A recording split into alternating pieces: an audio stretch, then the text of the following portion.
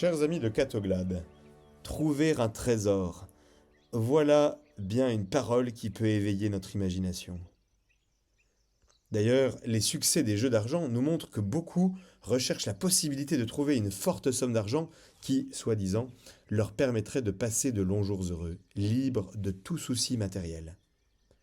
Mais ce terme de trésor garde-t-il pour nous, chrétiens, toute cette saveur si, comme l'Évangile nous y invite, nous l'identifions avec le royaume des cieux? L'Évangile de ce jour nous parle de la valeur du royaume des cieux, avec trois comparaisons. Jésus essaie de nous faire comprendre quel trésor nous avons découvert en le reconnaissant comme notre Sauveur et en accueillant son Évangile. Le royaume des cieux est comparable à un trésor caché, à une perle fine, au résultat d'une pêche fructueuse. Tel un trésor enfoui dans un champ, le royaume des cieux nécessite qu'on le cherche, que l'on remue ciel et terre pour le trouver, c'est-à-dire faire preuve de foi. Telle est la perle fine, longtemps désirée par le marchand. Le royaume des cieux nous demande de savoir attendre avec patience, c'est-à-dire d'espérer. Telle la pêche fructueuse, le royaume des cieux rassemble tous les hommes dans leur diversité. Mais malheureusement, tous ne sont pas accordés avec les valeurs du royaume. Les deux premières paraboles montrent que face aux réalités de l'Évangile, l'homme doit savoir faire un choix. Sinon, comme l'illustre la troisième parabole, c'est Dieu qui fera le choix. Celui qui trouve le trésor ou la perle fine vend tous ses biens pour acquérir ce qu'il a découvert.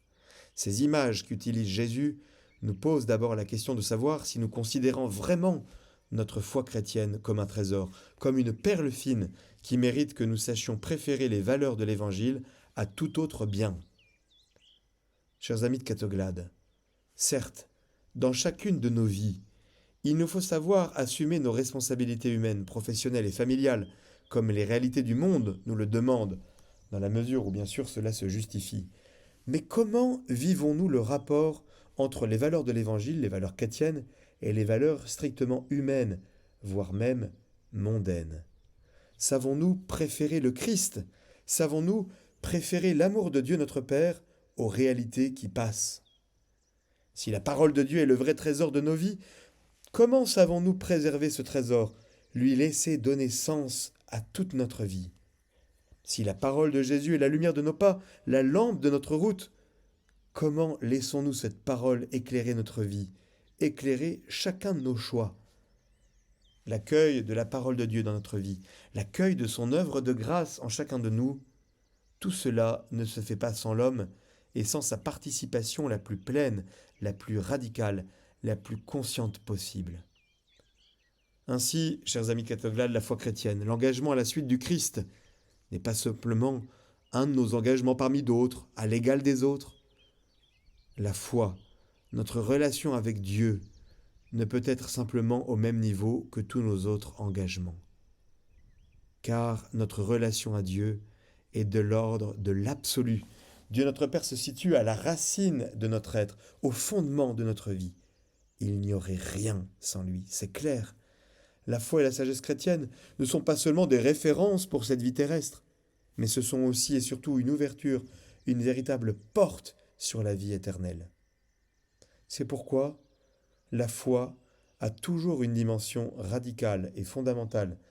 Bien sûr, il ne s'agit pas de tomber dans un extrémisme ni dans un sectarisme. Nous voyons trop les ravages de telles attitudes. Cependant, reconnaissons que notre société nous pousse tout au contraire au relativisme, à cloisonner la vie spirituelle et religieuse dans une petite sphère privée bien close qui ne dérange rien ni personne. La vie chrétienne, notre relation de foi avec le Seigneur dans notre monde, sont bien souvent mises au même niveau que des réalités humaines. Pour prendre un exemple bien concret, que peut-on dire de la ferveur chrétienne de personnes qui systématiquement préfèrent les activités sportives à la messe dominicale parce que c'est pratique, ou bien qui préfèrent faire un bon gueuleton familial plutôt que la Sainte Messe pour ne pas gêner leurs enfants? Oui, il s'agit pour chacun de nous interroger sur la hiérarchie de nos valeurs. La foi chrétienne est-elle pour nous un trésor? Le disciple de Jésus entre dans une famille spirituelle rassemblant tous ceux qui, renonçant à un mode d'agir selon l'esprit du monde, s'évertuent à faire la volonté de celui que Jésus est venu leur révéler. Ce qui détermine si nous sommes au dehors ou au dedans de cette famille, ce n'est pas une confession de foi superficielle, mais une adhésion qui s'exprime par toute notre vie. Il ne suffit pas de crier Seigneur, Seigneur pour entrer dans le royaume, mais il s'agit de manifester que le Christ est véritablement Seigneur de notre vie. Alors chers amis, oui, je vous invite vraiment à vous interroger sur cette seigneurie du Seigneur Jésus sur chacune de vos vies. En admirant la sagesse du jeune roi Salomon, en cherchant à imiter son attitude intérieure, tournons-nous vers le Christ. Sagesse de Dieu est notre justification. Oui, pour l'accueillir dans notre vie comme le véritable trésor qui donne du sens à notre existence et nous ouvre les portes de la vie éternelle. Gloire à toi, Messie crucifié, gloire à toi, scandale, folie pour ce monde, gloire à toi, Messie crucifié, Jésus notre Sauveur, notre Rédempteur, sagesse et puissance de Dieu. En accueillant cet amour de Dieu, alors tout nous sera donné de surcroît, non seulement les biens matériels, mais la force et la lumière qui viennent de Dieu. Car, comme le rappelle saint Paul, nous le savons, quand les hommes aiment Dieu, lui-même fait tout contribuer à leur bien, puisqu'ils sont appelés selon le dessein de son amour. Très bon dimanche, chers amis de Catoglade.